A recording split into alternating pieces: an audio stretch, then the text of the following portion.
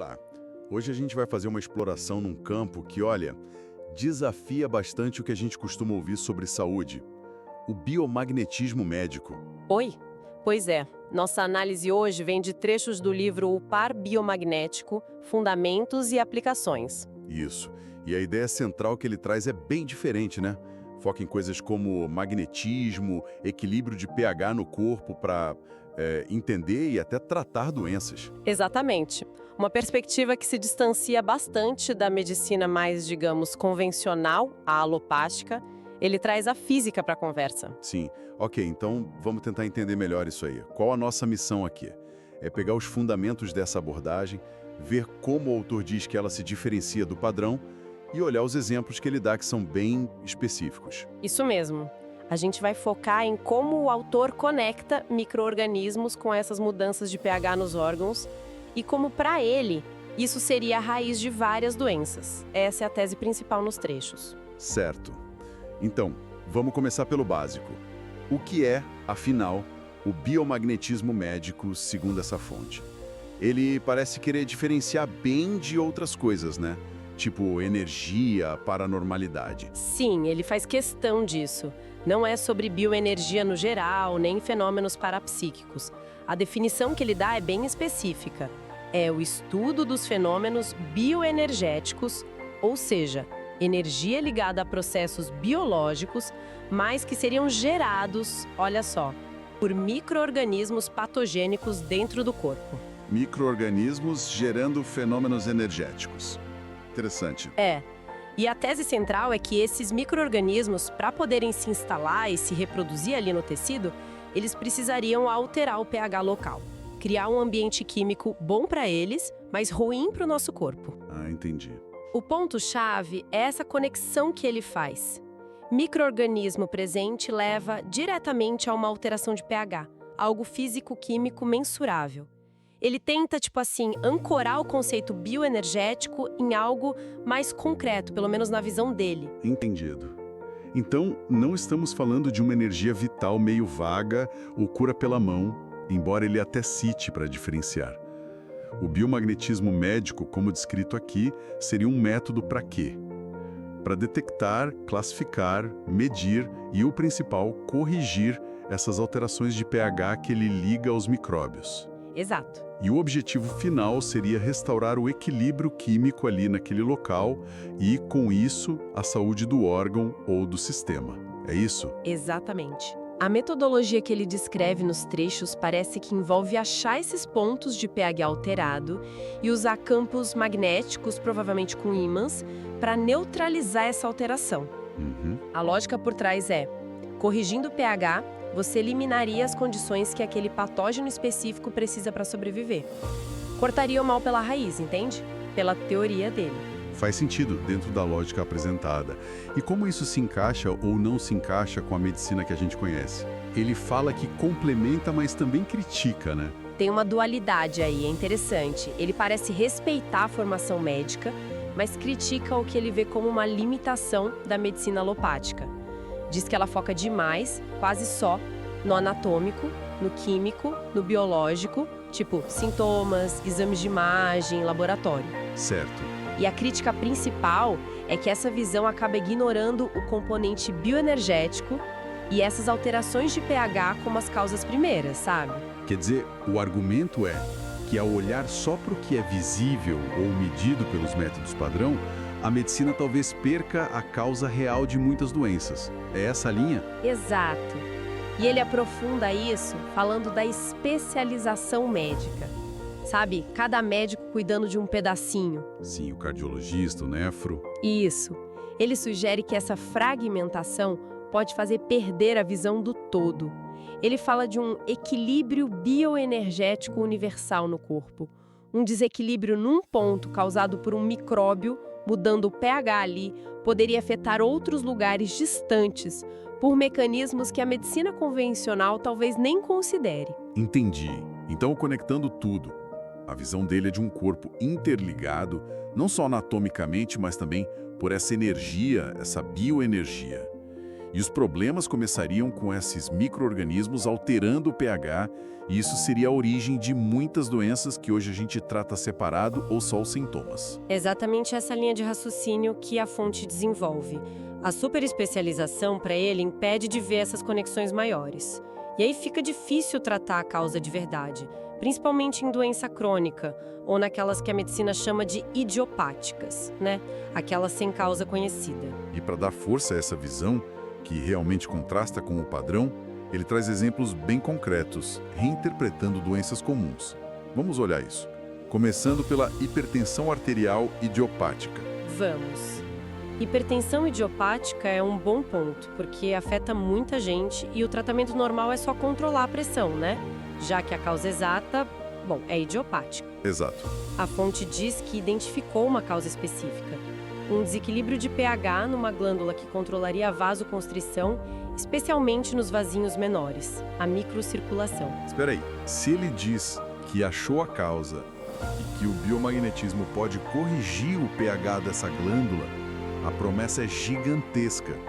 Seria regular a hipertensão de forma definitiva, sem precisar de remédio para sempre. É exatamente essa a implicação da alegação dele. É algo que vai muito além de só controlar sintoma. Desafia totalmente como a gente entende e trata a hipertensão idiopática hoje, que é vista como algo complexo, com muitas causas. Nossa. Ele propõe uma causa única, esse desequilíbrio de pH na glândula, e uma solução direta para a causa, corrigir o pH com o biomagnetismo. É um contraste bem forte com a abordagem mais paliativa, né, de só manter a pressão sob controle. Uau! E tem outro exemplo com alegações igualmente fortes, que é o diabetes. A origem que ele propõe É inesperada para a maioria dos casos. É verdade. O autor afirma que mais de 90%, veja bem, mais de 90% dos casos de diabetes, tanto tipo 1 quanto tipo 2, viriam de infecções subclínicas. Subclínicas, quer dizer, infecções que a gente nem sabe que tem. Isso, que não aparecem nos exames normais, mas estariam lá ativas. E ele lista doenças tipo cólera, febre tifoide, botulismo, brucelose, como possíveis culpadas. Mas como?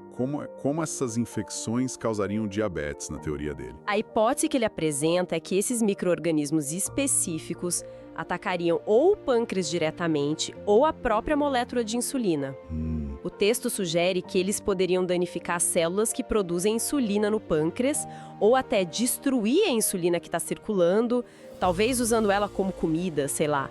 O resultado final, açúcar alto no sangue, a hiperglicemia do diabetes. E aí, a conclusão lógica seguindo esse raciocínio seria que se você tratar essas infecções escondidas com biomagnetismo médico, você poderia corrigir o diabetes. Exato. Isso muda tudo, comparado com as teorias de autoimunidade, genética, metabolismo que a gente ouve falar. Exatamente. E aí está um ponto crucial para a gente analisar. Como essas hipóteses, que ele diz serem descobertas da prática clínica dele com o biomagnetismo, se batem ou não com toda a pesquisa científica que existe sobre o diabetes. Sim. A fonte coloca o biomagnetismo como a ferramenta para achar e eliminar essas supostas causas infecciosas. Mas é fundamental a gente lembrar, estamos discutindo as alegações e interpretações que estão no material que a gente analisou. Claro, claro. É a visão do autor. E o terceiro exemplo é talvez o mais delicado, com as implicações mais controversas. O câncer. Ele chega a questionar os diagnósticos. Sim, esse ponto é particularmente sensível. O autor sugere, baseado na experiência dele, que uma porcentagem altíssima dos diagnósticos de câncer feitos por histologia, análise da célula, na biópsia, né? Ele fala em mais de 80%, poderiam estar errados sobre o que realmente está acontecendo ali. Errados como? Ele nega que a célula está alterada? Não é bem isso. A alegação não é que a célula está normal, mas que a causa daquela alteração na aparência da célula talvez não seja um câncer primário de verdade. Ah, então o que seria? Ele levanta a hipótese de que outras doenças, como a lepra, por exemplo, sozinha ou junto com outros problemas, tipo vasculares ou outras infecções, poderiam fazer as células ficarem com uma cara que parece tumor maligno no microscópio. Meu Deus, a consequência disso seria... Enorme. Significaria que muita gente poderia estar passando por tratamentos super agressivos, cirurgia, químio, rádio. Para algo que, na raiz, não seria câncer, mas uma manifestação complicada de infecção ou disfunção que não foi diagnosticada direito. Exatamente essa é a implicação. E ele vai além. Ele tenta dar uma razão para essa suposta confusão no diagnóstico. Ele tem uma teoria de que o uso exagerado de antibióticos e outros remédios para micróbios nas últimas décadas pode ter, abafado as infecções bacterianas sem acabar com elas de vez. Isso teria feito elas virarem crônicas, subclínicas, com sintomas estranhos e alterações nas células que confundiriam os patologistas. Daí essa suposta taxa alta de diagnósticos errados de câncer que ele alega. É uma perspectiva que não só reinterpreta a doença, mas também sugere efeitos colaterais inesperados de práticas médicas antigas.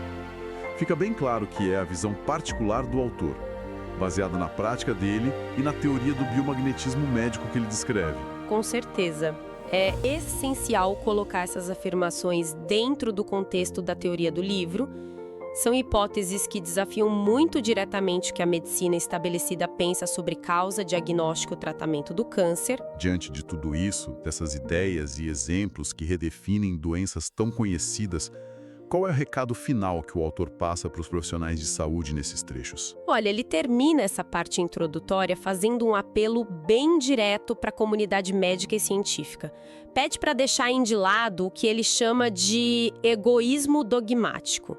Forte. É um convite para considerar novas abordagens, especialmente essa visão bioenergética e do equilíbrio do pH. E para aceitar que talvez o conhecimento atual, principalmente da física aplicada à biologia, ainda precise evoluir muito. Dá para sentir uma convicção muito grande dele, né? De que olhar para as doenças por essa lente do biomagnetismo médico não é só uma alternativa, mas algo fundamental para o futuro da medicina. Essa é a mensagem principal que ele passa ali.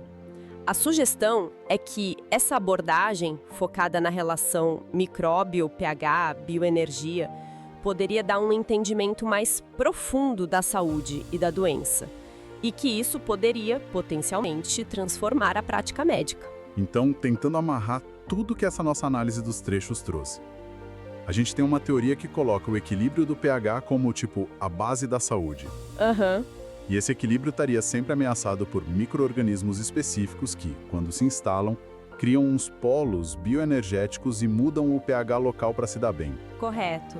E o ponto crucial é que essas alterações de pH causadas pelos micróbios seriam, segundo a fonte, a causa primária de muitas doenças diferentes, desde coisas crônicas, como hipertensão idiopática e diabetes, até o que muitas vezes é diagnosticado como câncer.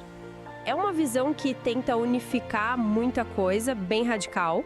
E aí o biomagnetismo médico entra como uma ferramenta para diagnosticar e tratar, para achar esses pontos de desequilíbrio de pH ligados aos patógenos e, mais importante, para corrigir isso. A promessa é atacar a causa raiz, né? Diferente das abordagens que ele critica por focarem só nos sintomas ou nas consequências. Exatamente. A fonte apresenta o biomagnetismo médico como uma abordagem etiológica, que vai na origem do problema, no desequilíbrio bioenergético e de pH. E com isso, ele oferece uma visão alternativa ou, para um autor, complementar e talvez até mais fundamental que a medicina alopática, em muitos casos. Para a gente fechar essa nossa exploração de hoje, fica uma questão para pensar, que vem direto do que a gente leu e discutiu. Pois é. Considerando essa insistência toda do autor na necessidade de rever conceitos médicos estabelecidos, de trazer essa dimensão bioenergética para a conversa sobre saúde, fica a pergunta, né? Qual seria o espaço e quais seriam os desafios para integrar ou mesmo só para investigar cientificamente com rigor perspectivas como essa do biomagnetismo médico no cenário atual da saúde e da pesquisa? É uma boa pergunta. Levanta uma questão sobre como o sistema científico e médico lida com ideias que desafiam tanto o que já está estabelecido, mesmo quando são apresentadas com tanta convicção por quem as defende. É algo para se pensar.